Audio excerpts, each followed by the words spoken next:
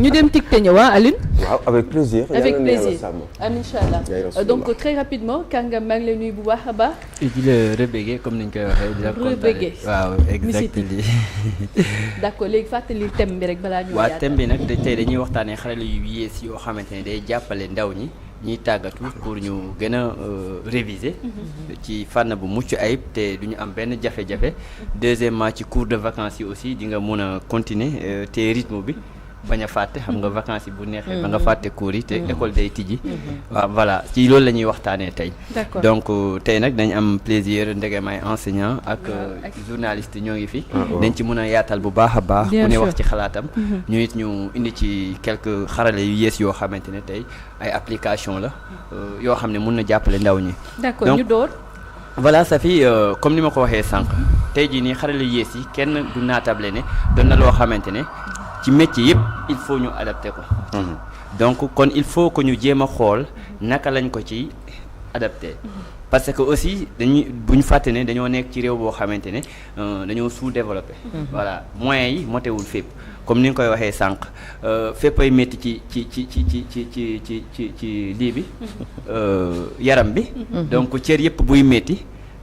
médecin bi aussi xam nga mënul tëb fajandoo lépp il faut mu jël par étape. D'accord. Voilà donc côté boobu la ñuy waxee ci côté nouvelle technologie. D'accord. Donc ñu am ay application comme tey jii nii sama bac comme mu ngi koy wax sànq ni sama bac ay yellow genre application la am na yeneen ak yeneen en fait Made in Sénégal bi laay bëgg di promo tout le temps mun nga cee dugg sa téléphone. Aussi je rappelle aux gens que ne pour téléphone bi application yi c'est à la maison en fait du fi ngay tàggatoo ak professeur bi wala ak enseignant bi non arrivé à la maison ci révision bi ñu bëri amuñu moyen tey sa fi di fayal seeni doom njàng wala di jàppale koo xamante ne ay étudiants yoo xam ne ñooy jàppale seen rakk yi jot amatut parce que bu njëkk ba ñun suñu grand frère yi ñoo ñu doon jàngal kër ga mais léegi gis nañ ne dañoo nekk ci dëkk boo xamante ne moyens yi demeewul noonu donc temps day manqué distance aussi day def effet donc xarale yu yees yooyu noonu gis nañ ne mun nañ ko utiliser ci fànn boo xamante ne nit ki dina mun a am connaissance dina mun a am benn parce que man mun naa la rus yow sama professeur wala mun naa am benn kiraay wala am nu ma yàlla bindee de telle sorte que du ma mun a jaxasoog nit ñi tout le temps bu nekkee ci dëkk yu développé yi nañ mun a am analyse boobu noonu di seetlu nit ki ban genre nit la ba jàppale la ba sa kër fi nga ne sax bu la neexee doo déplacé wu mais ngay wéyal sa njàng parce que njàng moom ci ñëpp la war ci bépp xale donc ndegam amuñu moyen yooyu noonu application yu bees yi donte am na ay gàllankoor mais avantage yi moo ëpp dina mun a permettre kàngam mii kat bu nekkee ñemewul nit ñi wala dafa am benn traumatisme genre yooyu noonu wala dafa rus professeur am wala maître am genre yooyu noonu dina mun a am ci xarala yu yees yi di yokk niveau d'étude am di réviser te du am benn gàllankoor. C'est important. Voilà donc doon na loo xamante ne point njalbeen boobu noonu am na solo trop. D'accord. Deuxième point aussi lépp loo gis bien avant que tu te connectes am na lu tax ngay connecté application yi nag wax dëgg yàlla sénégalais yu jàmbaare ay développeurs yu mucc ayib. Tey jii nii ñoo ngi def lu ne ñun ñëpp ñoo ngi def kéemtalaay kattan créé ay application yoo xam ne Safiatou dina ci mën a jàng dara wala keneen ak keneen ñun ñii sax di ko créer dañ ciy jàngaat donc am na ñoo xamante ne dañoo am problème connectivité maanaam ci sous-région yi am na endroit yoo xamante ne tey connexion eggu fa ak yooyu noonu léegi ñi ŋànk xarale yii nii ñi def application yi def nañ ko de fànn boo xamante ne même boo amul connexion di nga mun a connecté ci application bi donc aussi il faut ñu wax gouvernement bi mun cee jàpp donc boo amul connexion mun a connecté mun a réviser en même temps booy tëdd jël livre bi nga war a lire comme Mariama Bak yeneen ñun suñ jamono tu vois am nga version audio bi di nga mun a xam histoire bi ba pare ñëw ci lire xam nga lire bari na ay fànn lire pour xool orthographe beeg yooyu noonu pour maîtriser les mots et tout ça lire pour comprendre l'histoire et lire pour d'autres choses. D'accord. Donc tu auras l'opportunité d'avoir des livres audio et tout ça ce sont des choses yoo xamante ne franchement mucc na ayib quoi. mucc na ayib te am na solo alors beaucoup peut-être am na loo si yokk. waaw non di ko rafetlu parce que quoi qu'on puisse dire mooy que ne njàngale mi tey dañoo war a adapté wu ak wayu xarala yi. te je pense que depuis un bon bout de temps nit ñi ngi ciy liggéey mais nag li ciy des mooy que accessibilité bi peut-être mooy doon problème mais aussi xamle bi aussi dafay nekk problème parce que bu ñu informer nit ñi jegale ko xale yi dina mën a tax xale yi mu war ci mën a dugg ni ñuy jegee TikTok bi ni mu yombee ci ñoom accessibilité boobu yaakaar naa ne lépp loo xam ne war nañ ko mën a def xarañ mu gën a xarañ loo xale yi ci seen njàng ak njàngale war na mën a tax aussi ñu mën leen ko yombal ñu mën cee dugg. kon bon tam dina am solo aussi li mu wax am na solo mooy que ne connectivité bi war na mën a poser problème mais pour ñun àdduna bi toll na jamono yoo xamante ne connectivité waratu nekk problème war nañ mën def plateforme yoo xam ne day nit ki mu accessible mais aussi ñun jàngalekat yi ñu gën ñoo mën a miinal plateforme yi ñun ñu nekk ci jàngale classe yi mun ñu ko gën ñoo miinal xale yi ñoo leen gën a branché de. non dëgg la parce que da ngay jàngale xale bi boo poser benn question parfois moom mu tontu la ba tegal la ci leneen loolu c'est important mais ñoom dama leen di ñaan ne ñoom ñu gën a mën a jege école élémentaire rek moyen seconde yi waxtaan ak jàngalekat yi gën leen a tàggat ci plateforme yi mettre leen ko à la disposition ñoom aussi ñu mën ko mën a utiliser mën a jox aussi xale yi des outils yoo mën a mën permettre bu ñu yeggee seen kër war ci mën a performer. C'est important. Nina? Man moom je suis quelqu'un qui encourage fortement que ñu utiliser les nouvelles technologies parce que mën nañu permettre gis nga gap bi ñu retard bi ñu am gap bi mën nañ ko résorber te nouvelle technologie moo la koy may tey grâce aux nouvelles technologies mën nañu def des choses extraordinaires et te xale yi am nañu xarañteef bi moom mi ngi wax pour enseignants yi mais même xale yi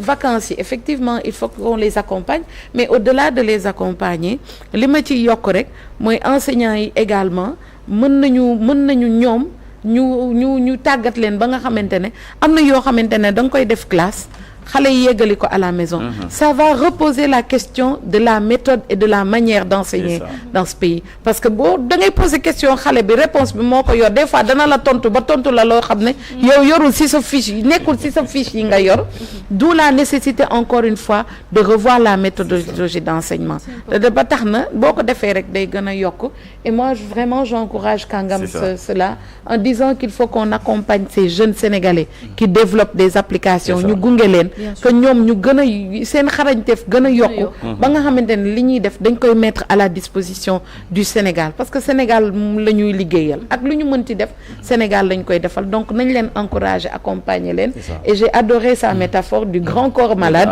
qui a besoin vraiment d'être soigné et ku nekk médecin bi fu ne lay war a jaar pour mën a kii mais il faut nga am foo tàmbalee te tàmbali bi c'est l'éducation et en impliquant les nouvelles technologies voilà pourtant nag boo xoolee Safiatou li ñuy wax nii yëpp maanaam méthode archaïque bi du ma wax archaïque sax pour ne pas gis nga ñun ci formation bi ñu amee ci primaire comme ci catéchisme moral genre yooyu ñun liñ jàng tey jii nii avec la nouvelle technologie maa ngi wax keroog l'intelligence artificielle d'abord on te forme humainement comment se comporter yar ak teggin si tu es bien éduqué tu auras l'opportunité d'utiliser les nouveaux outils de façon tellement positive parce que dina am loo jombal sa bopp dina am loo xamante ne doo ko ci mun a def premièrement aussi bien avant de se connecter sa comportement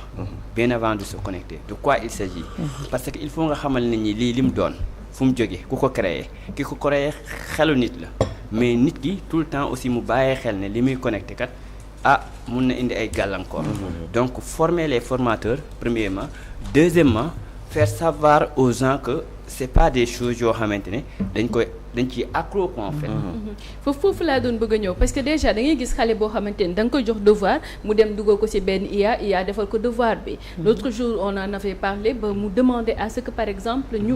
parfois ñuy xaw a humaniser un peu les textes mais est-ce que tamit parfois loolu du participer un peu à la paresse intellectuelle. Effectivement mais je t'avais dit la fois passée. Nous, on a eu l'opportunité de se former au Maroc, comment utiliser les nouvelles applications de l'IA. Si tu n'es pas excellent dans ton domaine, si tu n'es pas intelligent, tu n'arrives pas à l'utiliser de manière professionnelle. Tout à fait. Parce que répondeur automatique, quoi qu'on puisse dire, gis nga tey ñoo ngi wax tey ci Copilot exemple chat GPT wala IA boo xamante ne moo ngi ci WhatsApp. Les gens dindi leen ko bu leen ko dindi pour répondre à tout le monde une bonne fois. yow créé woo téléphone créé woo ko. On n'a rien créé yow tey liñ ci def soit que nga utiliser ko soit que nga noppi mais quelque chose boo xamante ni war na ko mën a xam ci tous les appareils personne n'est à l'abri dans ce nouveau monde des machines si tu sais que tu n'es pas à l'abri lépp lu ma ciy def ndegam créé wu ma ko ma def ci loo xamante ne day dal xel maanaam ragaluma ko wone fépp c'est pour cela que je me suis habitué à ne pas faire des mots de passe. Pour juste xam nga may sécuriser sama bopp intérieurement ak extérieurement. Donc nit ki loo fa defut même boo ko fa dindee it am na lu gën a graaw loo tinut mu nekk ci biir. Donc comment l'utiliser? On doit former les gens à faire savoir aux gens comment l'utiliser. Tu disais effectivement que avec la nouvelle technologie comme l'IA, comment connecter de manière professionnelle sans pour autant que nit ki di ko def de façon paresseuse. Maanaam yow sa jëmm bopp professeur bi si l'élève utilise l'intelligence artificielle mieux que toi, donc il est temps que tu te formes. Et puis comment te former? C'est l'État. yow état moom moo la mën a jàppale jox la outil yoo xamante ne c'est plus cher que ce que l'élève utilise parce que y a des IA yoo xam ne ça s'achète en fait. yow on te forme à utiliser moom man su ma utiliser IA ma nekk sa élève su ma ñëwee yow sa jëmm bopp IA boobu moo may démasquer ne utiliser naa ko. Donc si on vous aide avec les moyens, nous on va organiser le système éducatif de façon tellement même dans le journalisme, bien sûr. Même dans le journalisme, parce que en fait ce qu'il faut qu'on comprenne, il faut qu'on fasse de l'intelligence artificielle un allié. Parce que nit moo ko defar te li muy wax que lu mu fekkul du ko fa defar. Man bu may laaj IA day fekk ma am expertise ba pare wala ma xam ci dara IA ne ma li nga ma laaj lii ak lii laa si yokk mais boo ma ko joxee dama koy liggéeyaat pour mu nekk loo xamante ne méngoo na ak li ma xalaat méngoo na ak li ma bëgg a wax méngoo na ak sama objectif. D'où la nécessité encore une fois quand il le dit d'insister sur cet aspect qui est important que yow loo fa deful doo ko fa fekk mais tamit da nga ko mën a utiliser de manière intelligente et raisonnable ba nga xamante ne da nga ciy boole éthique également parce que lépp lu ñu ci mënta wax éthique dafa am solo ci looy def parce que mënuloo jël sa fi bind ñëw moomeel ko sa bopp suñu métier daf ñu koy tere te ba tax na lu ñuy wax ne loo signé journaliste lu mu signé dafa nekk lu mu war a bind mais boo ko bindul tamit da nga war a ne binduma ko dama ko bind ak diw waaw Aliou Sow def na ci point def na ci virgule Safi def na ci changé na ci verbe wala corrigé na ko loolu moo tax ñuy wax encore une fois ak lu ñu mënta utiliser les nouvelles technologies il faut qu'on y mette aussi l'éthique, c'est très important. C'est important. Vous êtes parent, Aliou Sow également mais tey jii dañuy gis que ni comme man dama jàpp ne que ni professeur bi ni mu mënee dem former wu ji pour si IA noonu également le parent bi également war a mën a former wu si IA parce que tamit da ngay gis ñoo xamante ne des cours de renforcement ñoom ñoo koy defal seen doom mais parfois da ngay gis xale bi parfois da nga koy jox téléphone mais xale bi bu duggee moom voyagé na il est à l'extérieur maanaam si safaan ba la koy utiliser est-ce que tamit tey jii xoolaatul ñuy mettre des garde-fous ba nga xamante ne xale bi du def nii. C'est toujours bien de ngay teg ay garde-fous sauf que les parents xam nga parent du yaa rek la am comme devoir vis-à-vis de sa famille ou de ses enfants. Parents il faut que mu def leneen. Maintenant moi je sais pas trop utiliser ces genres de choses. Très honnêtement dama koy à moins que ma soxla dëgg mais du loo xam ne dama koy def à la routine wala ma bëgg dara rek gis ko je suis obligé d'être un petit peu plus fatigué que les autres pour faire des recherches wala may laaj nan laa mën a def pour am xam sangam ak sangam mais intelligence artificielle je pense que ni c'est-à-dire que dafa mel ni benn livre boo ubbi rek nga lire ko il me semble information ngay wut benn béréb peut-être des fois moo gën a gaaw yàkkamti nga dem nga seeti ko et puis ubbi nga xool nga am nga ci information problème bi moom mooy est-ce que boo ubbee par exemple nga soxla benn information c'est une question là nga soxla benn information nga dem laajte ko est-ce que tu as toujours par rapport ak l'efficacité de l'information est-ce que yow loolu ngay am information boobu ngay am keneen mënu la jox leneen est-ce que mën nga ci juum wala déet man c'est ça que j'essaie de comprendre parce que Sophie tu as besoin de am benn connaissance ci benn mbir nga dem def ay recherches ñu jox la benn information est-ce que bu fekkee da nga demaat ci beneen structure nga wër fa information bi est-ce que di nga am la même information. man yooyu laay laaj quoi authenticité ak efficacité bi même quoi dans la recherche de connaissances est-ce que mën nga am ñaar wala ñetti information xam nga parce que ku nekk mën na génne lu nekk quoi. C'est ça qu'on appelle prompt. Comment qu'on l'appelle prompt. D'accord. C'est ça l'IA, contrôler l'IA. D'accord. Prompt.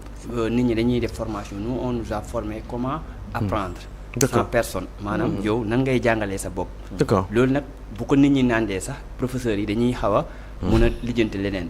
léegi prompt li nga wax nii mooy niveau boo xamante ne tey sa intelligence artificielle boo koy utiliser manière bii nii niveau bi prompt bi nii ni muy riche da lay day gën a kawe yow kii di ko utiliser façon bii nii man ma koy utiliser de manière plus basique